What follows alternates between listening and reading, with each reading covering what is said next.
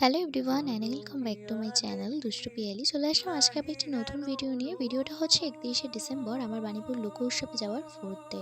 তো সেদিনকে কীভাবে কাটালাম চলো সেটাই তোমাদের সাথে শেয়ার করি।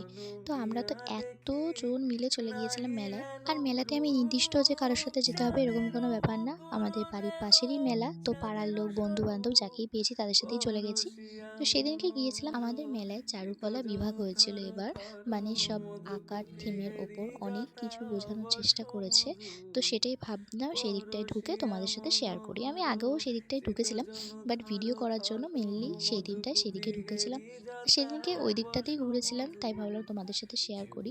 আর ড্রয়িংগুলো দেখো, এখানটায় তো অনেক আর্টিস্ট আঁকছে, সেগুলোই কিন্তু ওনারা এখানটায় দেয়ালে টানিয়েছে। আর এত সুন্দর আঁকা, এত সুন্দর আঁকা, মানে ওনারা ওখানটায় পুরো লাইভে আঁকছে, সেগুলো দেখে প্রায় 1 ঘন্টা তো ওখানটা দাঁড়িয়েই থাকতে ইচ্ছা হচ্ছিল। আস্তে আস্তে সব দেখছিলাম আর ভিডিও করে তোমাদেরকেও দেখাচ্ছিলাম। তো চলো ভিডিওটাকে দেখে নাও, তারপর তোমাদের সাথে কথা বলছি।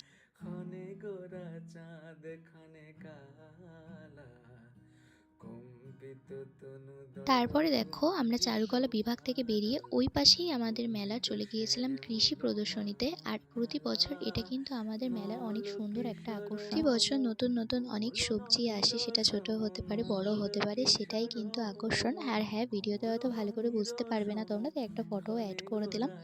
তো সেদিনটা তো এভাবেই কাটালাম।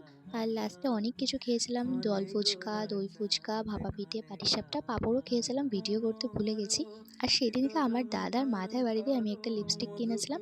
তো চলো আজকের ভিডিওটা এ পর্যন্তই, দেখা হচ্ছে নেক্সট অন্য কোনো ভিডিওতে। ততক্ষণের জন্য সকলকে টাটা।